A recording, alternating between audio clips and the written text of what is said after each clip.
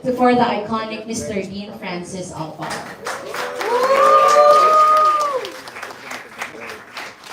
Next, she is wife to Dean and mother to Rio and Asriel, and has edited more speculative fiction anthologies than she can count. When she is not writing or editing fiction, she works as a marketing and trade copywriter. She is also a Don Carlos Palanca Memorial Awardee, a Bewildering Stories Mariner Awardee, a Nick Joaquin Literary Award winner, and a National Book Award winner. We are delighted to be joined this afternoon by the author of Doomsday Dance Party, the lovely and loquacious Miss Nikki Alfar.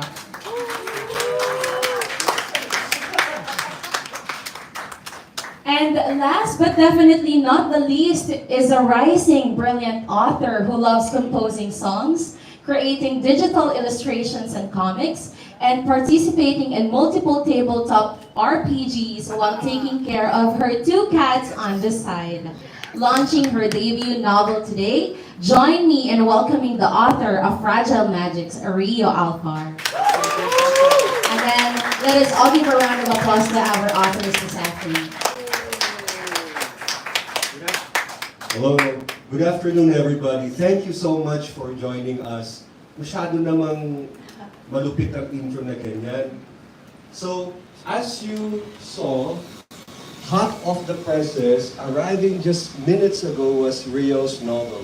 Because that's how fresh it is.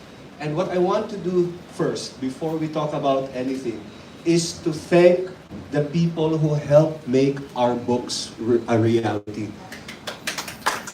Because too often in these events, in these book launches, the focus is given to the authors, right?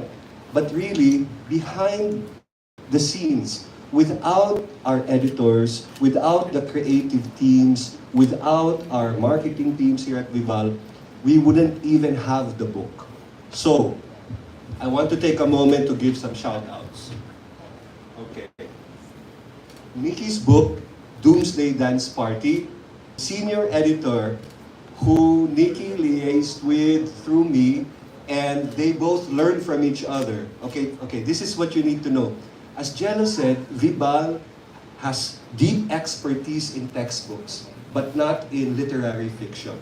So they have everything covered in terms of how to put things or lay out things, and it's all correct. It's grammatically correct. The syntax is correct. But we literary folk, we like to screw things up deliberately. So there was a lot of back and forth about commas and spellings and things like that. And that sometimes I will spell anyway with 5 N's. But it's a learning experience. So our senior editor, Bernardo Maravilla. Okay, are you here? Are you here? Yes, thank you. Okay, and the editorial assistants, Paul Lingat and Jean-Claudine Panel. Thank you guys.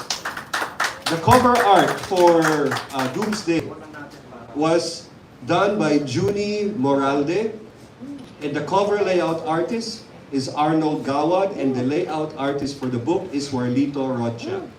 Okay. We had the opportunity to meet with them via Zoom, and we gave our creative briefs. And the nice thing is, we have a company that does graphic design, so I was able to speak directly in the language that we all understood, and they produced fantastic work. So that's the team for Doomsday Dance Party. Maraming salamat talaga. I think personally the most special book is Rio's Fragile Magics. Okay. Rio's senior editor is Arnel Quiming. And are you here, Arnel? No? Okay, but we love you anyway. And the editor is Orina Dane. Cover artist and layout is Junie Moralde. And the layout artist is Rachel Fuiconcilio. So, thank you so much. Thank you. Oh, how do you feel about that?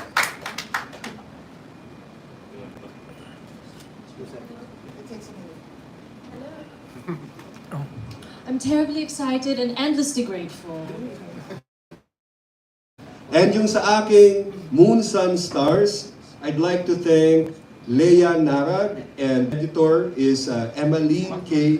Lee Lagan.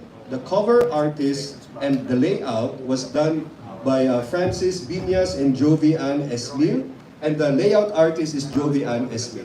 Maraming salamat talaga because you got the brief. Okay, it looks so nice and elegant.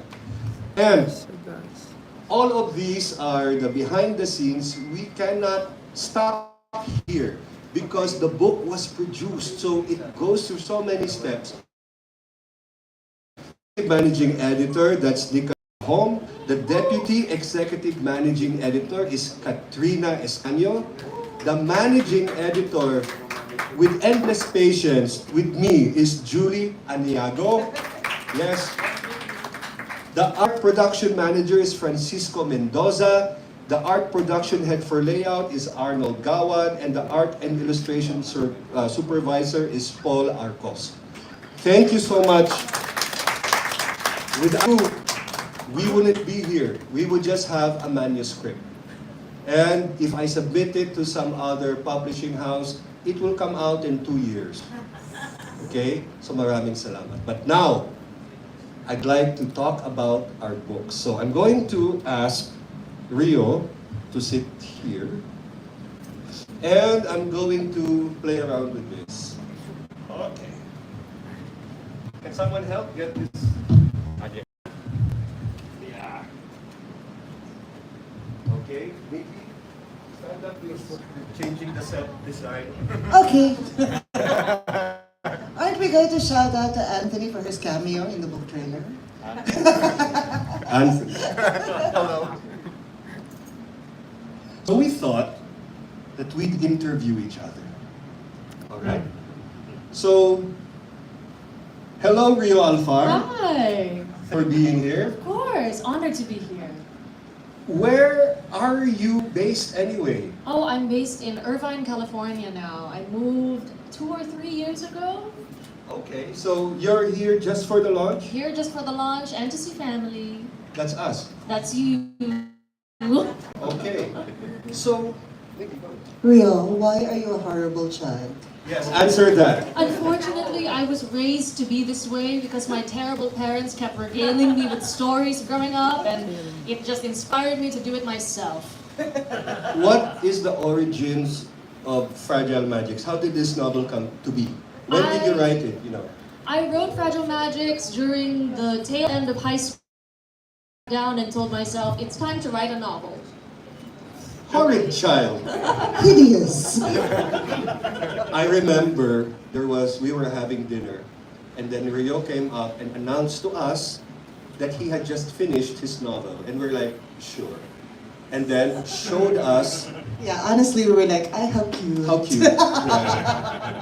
Yeah, really. And then showed us the manuscript, and it was real. And of course, at first, supportive father went, that's marvelous. We can take a look at it in terms of developmental editing and then later line edits. So good that you did that. But later that night, Jealousy. loathing.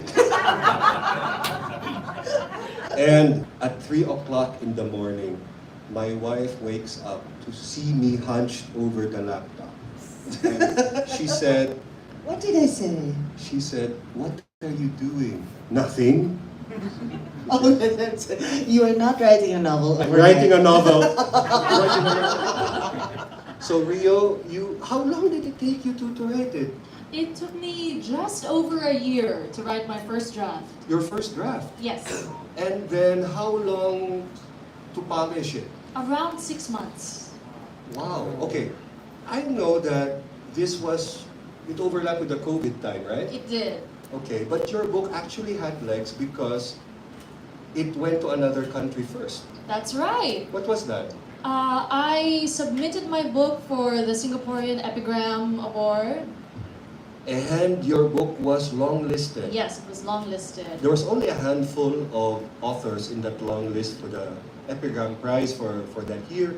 And Rio was the only Filipino And the youngest. at 19. So, Rio, we got a bit with the video about what the book is about, right? It has these characters and all that. But what's your elevator pitch about this book? What is it? I would say that Fragile Magics is about discovering who you are and discovering what it means to love and be loved. Why is it important, this identity, knowing who you are? It's important because it's important to me that people can read these works of fiction and help identify and resonate. And I believe that understanding oneself makes it easier to love the people around you and love the world around you and learn how to accept that love for yourself. So, your novel... Oh my God, that was such a good answer. Alam mo, mahusay magsalita itong bata na. Hindi to scripted, by the way. Your novel has queer characters, right? Is this Oh correct? yes, all of the main characters are queer. So, why? Why? Why have queer characters? Well, firstly because I'm queer and I like to see and write characters that are like me, but mostly because I believe that it's important for people to see themselves in work. And I think that queer people are underrepresented still to this day, and that we all need to be able to see ourselves and also have people who are not like us see what it's like to have characters who are like that and find that they are just as full of life and character and well-rounded as any other kind of character. Before we go on, Danton Remoto is here and he is the editor-at-large for Vibal's queer imprint. Danton, akin to, ha? No, you can submit to Danton. Okay, but beyond having queer characters, Nikki and I noticed that there are also... A divergent. Actually, neurodivergence in a lot of your work, not just this, actually. Yes. What's the deal with neurodivergence? Well, neurodivergence is when someone has a condition or a disorder that makes them think or function differently than one who doesn't have those things going on. Why, Rio? Are you neurodiverse? I am. Oh, what's your flavor? I have ADHD and bipolar disorder. Okay, hold on. ADHD, how did you write a novel with ADHD? Isn't that the condition where in the Your very short... attention. Okay. Because I have ADHD and I think it's not possible. That's why I don't have a novel. Well, for me, my attention does shift around, but what I do is I try to keep it focused within that same creative space. So when I get sick and tired of writing the novel, I'll work on music that's related to the novel. I'll write songs about the characters, or I'll make playlists on Spotify. And other times I'll draw or I'll create mood boards for the characters. So there's always a way for me to still focus on what I want to do without restricting myself to one thing. So you can write and draw and compose music. What a horrible child. In the words of L.L. Martinez, pick one. I said no such thing. Okay, so, but to go back, so you have neurodiverse characters because you can write from a place of knowing. That's right. And so what's the value of having neurodiverse characters apart from them being seen? That's already important, right? Yes. One of my dreams is to help dispel the stigma that comes with neurodivergence and disorders and that kind of thing. I want to help build a world where people can feel not only safe in having these things, but in being open about it. That's a good dream to have. Yes. So, Nikki and I and you, we all have similar but very different writing processes, right? In terms of the story elements or the fundamentals, so we have world building, we have plot, character, we have narrative tone, voice, we have language, all of these things. For Fragile Magics, what did you prioritize or what's most important to you? For me, character comes first. Before anything else with the novel, I understood who my main characters were. I knew what kind of growth I wanted them to have, and those decisions that I made informed a lot of the rest of the novel. The world building came from thinking, okay, what kind of place did this character grow up in that would result in him being this way? And so I would shape the cities around the character. But without plot, how do you fill up the novelistic space with things that happen? Plot came later, and plot also was character-based for me. I decided first what their arcs were going to be, how are these characters going to grow and progress, and then I shaped a story around that. Hold on, you seem to know a lot about arcs and plot itself, right? What is your job? I am a narrative designer for video games, which means I do a lot of the writing, whether that's dialogue or world building or flavor text. What a horrid child. We didn't have that during our time, Nikki. No, because games were bad then. You weren't supposed to play them. Yes. Okay, so Rio, in terms of expectation, so we told you that, okay, we're gonna push forward and your book is going to become real. What's the journey been like from that point to sitting here and then I just plop hot off the presses your book on your lap? Anxiety, great anxiety. But why? What's the anxiety about? Well, I wasn't sure if anyone would like it, if anyone wanted to publish something that's queer and neurodivergent and weird and long. Speculative fiction is the perfect space and place for this. Mm-hmm. This is as safe can be. And I'm so glad to have you here with all of us. Because this is it. I want to plug something. Paradox is looking for novels. I want science fiction. I want fantasy. I want alternate history. I want queer and I want diverse things. And I want pure imagination. And I'm proud to be your editor for this. I would like to reveal that Rio, like me, was contacted by Dean Francis Alfar and told, give me your book. I, in fact, was told, make a book. So here we are.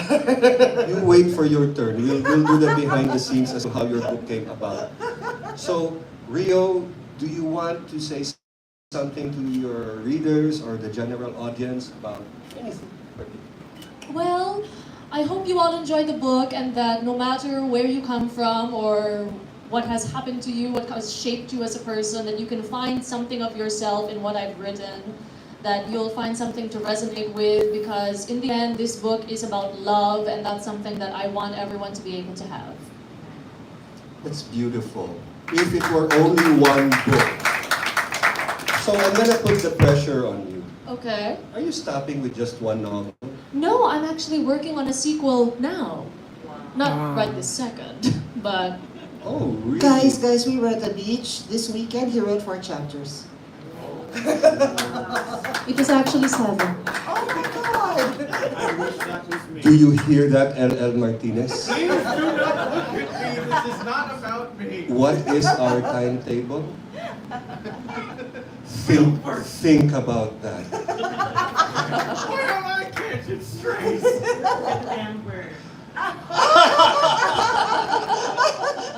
It's true. It's me. So, thank you so much. You've been wonderful, and Thank I'm you. sure people will enjoy this book. Guys, please check it out. Right? Do you know that your book is longer than both of ours? Put together. Yes. I still like mine. Oh, it's me! Yes, it's you.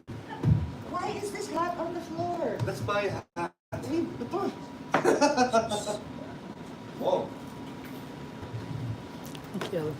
Hey Rio, how have you been? Good, thank you. We are so excited, Rio and I, because we get to interview the author of, what is this book?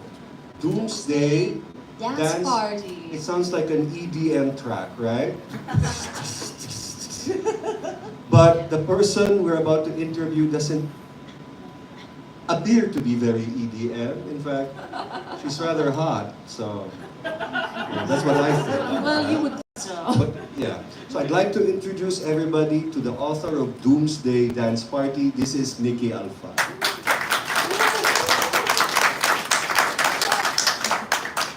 Hello, Nikki. Hello. Welcome to your launch. Yay. Doomsday Dance Party is your third collection. Yes. What were your first two collections? I published Now, Then, and Elsewhere With? UST and Wanderlust with Anvil Publishing. Oh, and you decided that you'd publish with Vibal for this one. Well, I was informed by my husband in the middle of the night that I was making a book for Vibal. I did not, in fact, have a book ready. So, yeah, that's the story. Now, why would your husband insist on you putting together a collection if you did not have stories ready to be collected? Because he knew that I had stories weeping gently in my cloud storage that just needed to be refined or to be approached in a new way, because it had been some years since I had first written them. And hopefully I'm older and wiser now. In the preface of your collection, you talk about works in progress. Does this have anything to do with that? This weeping gently in the cloud storage and needing to be refined? Yeah, I think it's a thing a lot of beginning writers don't know, that we as writers and we as people are works in progress. So sometimes you will start something that is a wonderful idea that you're unable to complete because you're not there yet. You're not ready yet. You're not the person that you need to be, or you haven't picked up the skills you need to pick up. And that doesn't mean that you won't ever be able to do it. You're gonna get there. Meanwhile, they have to weep gently in the cloud storage because they're not yet fit for human consumption, but they will be, hopefully, one day. Personally, I think your husband sounds like a very good man. You do?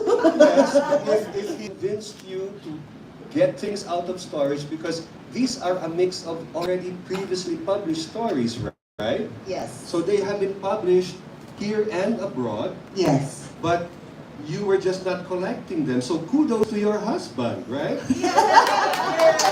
Because otherwise there wouldn't be a collection, Well, right? I like to clown this husband, but really he's a very diligent and supportive person. Where's the camera? Are you the husband? No, I'm the editor. So, Nikki's writing is very special. If you have read her first two collections, you'll know that she has this tonality and she has this ability to write very engaging stories, whether they are retelling of folklore or folk tales into the most intense kind of self-insightful stories. And in this Rio, I think that Nikki Alfar continues her style of merging techniques of CNF, or creative nonfiction, as well as realist fiction, which is not anathema to us, guys, as well as speculative fiction. And because of that, there's a certain gravity, but it's leveled off by her sense of humor, Yeah. right? Did you think that she's a funny woman? Yes, Mom is very funny. But I think that especially shines in her writing, which is also very sexy. I think the husband would agree, but I wouldn't know. I'm trying to be the professional interviewer here. So, Nikki, you have been dipping into various genres, okay? Because this book has science fiction, it has fantasy, it has alternate history, it has CNF. It has Ish. something that looks like CNF, but I still think of it as speculative fiction because it's kind of an exploration of how normal to you actually very bizarre from someone else's lens. Yes, this is very interesting. The nature of speculative fiction is we keep pushing to create space. So it isn't strictly about there has to be this magic, there has to be a spaceship. Sometimes it's about the feeling feeling strange, feeling weird, questioning things like she's right. Because growing up, you don't understand what's happening in the grown-up world, right? Yeah. And there are speculations there. And there are things that you believe which as an adult you may decide was not true, but at the time it was the truth. That you believe that your brothers found you on top of a trash can, that you're a puppy. Which my brothers really did tell me. So Nikki, why this title? when I looked at the stories that I felt were ready for publication, a lot of them had to do with the end of something.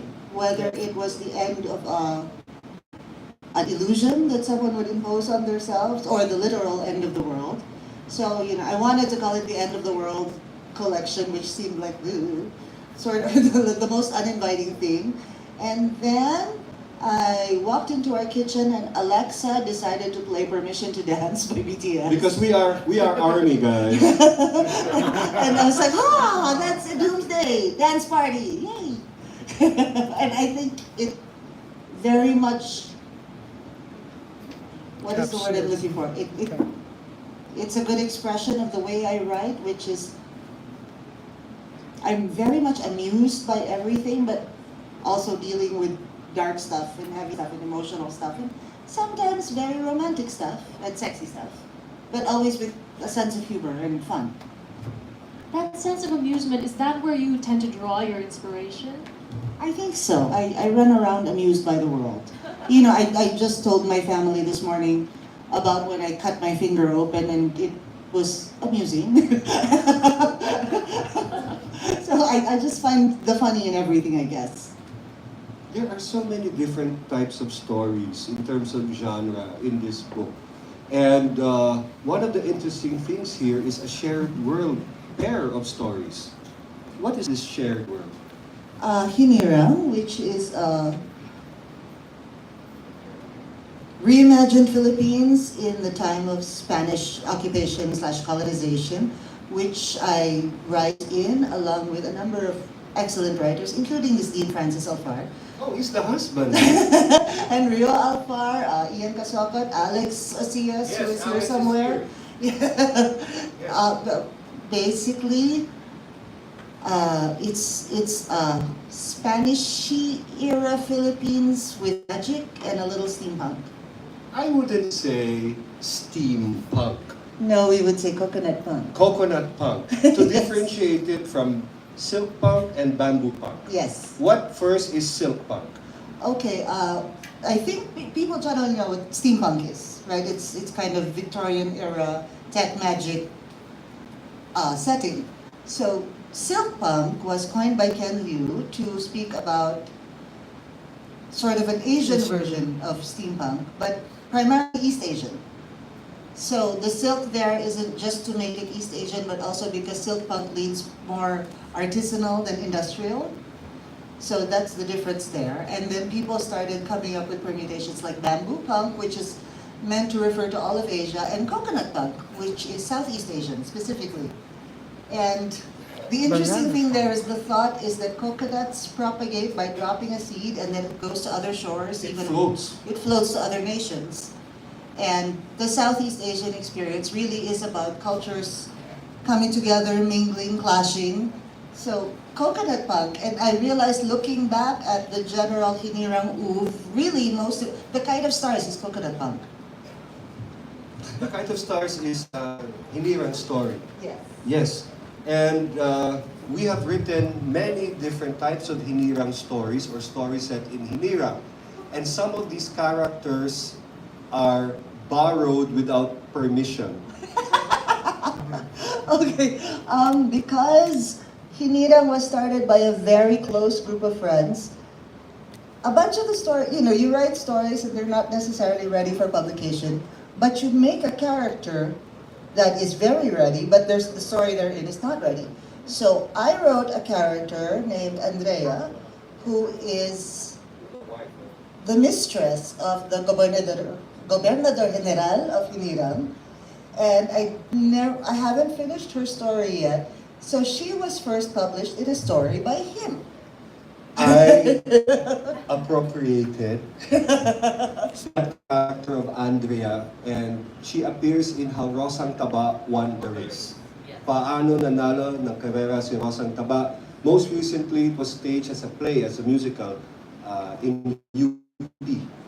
So that's a good example. But your character here, your main character is Verity. Verity Alonso. And what is Verity?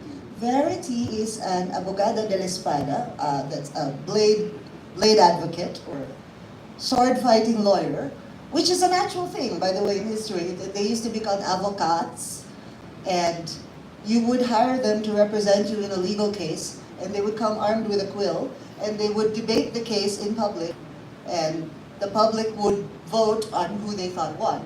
But if the public could not decide, then it would become a physical duel. So I thought that was interesting, and I integrated it into Hinila, and that's what Verity is. And she ends up entangled in a lot of complications in cases and mysteries. One of your stories here in Doomsday, there's a hinirang story where Verity encounters a tikbalang nun. Right? That is her best friend, And her name is? Sister Veronica Tigubilin, created by you. I have a story with her, but it's going to appear in my collection after this one. Nikki now has credit for having the first appearance. I published a story